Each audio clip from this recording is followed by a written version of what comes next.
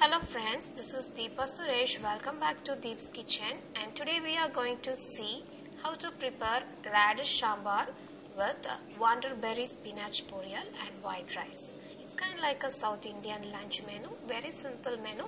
So let's get started. So here I have a pressure cooker with half a cup of tur dal. I have added 1 cup of water and required amount of salt. I'm going to pressure cook it for 3 whistles. Since I'm going to make a radish sambar, here I have 2 medium-sized radish which is peeled and cut into thin slices. I have added half a cup of water and required amount of salt. I'm just going to place it separately in a bowl inside this pressure cooker. So I'm going to cook both this radish and dal in this pressure cooker just for 3 whistles. So once the pressure is completely down,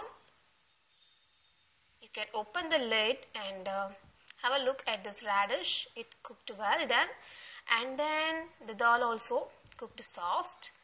So using a wooden masher, I'm just going to mash it. So mashing the dal helps in thickening your sambar, and also it releases great flavor to your sambar. So we have cooked the dal also ready. And I'm going to make a very simple version of sambar. So here I have 8 to 9 pearl onions which is roughly chopped, and also some curry leaf with the 2 roughly chopped tomatoes. I'm not going to use tamarind in this sambar. So here I have a kadai over stove with 3 tablespoons of oil. Once the oil is slightly hot, add half a teaspoon of mustard seeds, 1/4 teaspoon of fenugreek seeds, 5 to 6 peppercorns, 1/4 teaspoon of turmeric, curry leaf and onion. So mix everything well, and you need to cook this onion till become soft. So now add tomatoes. You need to cook it until become soft and mushy. I'm going to add a little bit of salt so that it will speeden up the cooking process. So you may cover it with the lid and cook for just 1 minute. It doesn't take more than that. So now you can see the tomatoes are well cooked. And now it's time to add other ingredients like 2 teaspoons of sambar powder,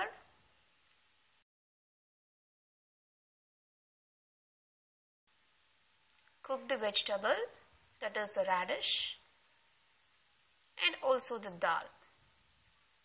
And that's all.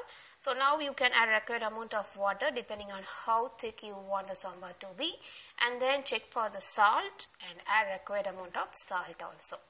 So in my case I have added salt to the dal and also to the vegetable.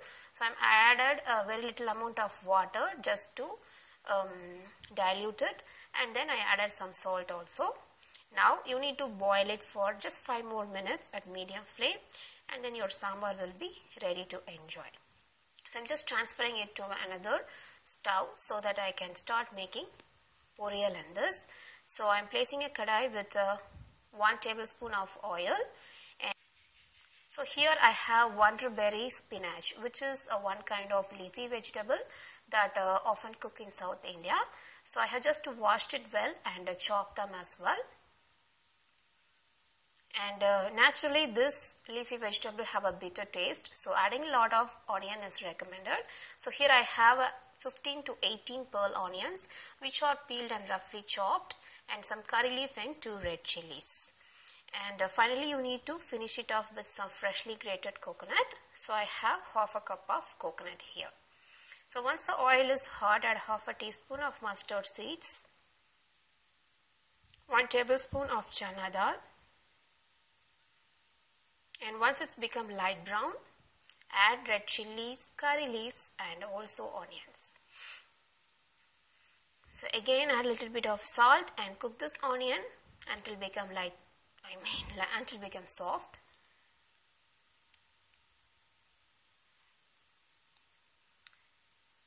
You can see it has turned into a light brown, and now I'm going to add this wonderberry spinach. So the quantity may look too much now, but once you add salt and it exposed to heat, it will start to shrink. So generally herbs tend to shrink, right, when it exposed to heat. So the same thing happened to this spinach as well. So I just added the salt and I'm mixing it, and you can see the quantity will reduce. So you actually don't need to add any water to cook it. If you think like it's burning, you can add just half a cup of water, and it takes just 6 to 7 minutes to cook it perfectly, and this poriyal is ready. So simple to make. And finally you have to finish it off with a freshly grated coconut. So again, adding a lot of coconut is recommended. That helps in dominating that bitter taste, so that you can easily mix it with rice and have it. So mix it really well, and though it has a bitter taste, I love this spinach very much. It goes really well with white rice and also with sambhar or dal. So just mix the coconut well and cook it for 1 more minute, and then your wanted berry spinach poriyal is ready. So now the sambar also done. You can see it has boiled well and smells so aromatic. So we have radish sambar also ready, and finally I have to keep my pressure cookware to cook the rice.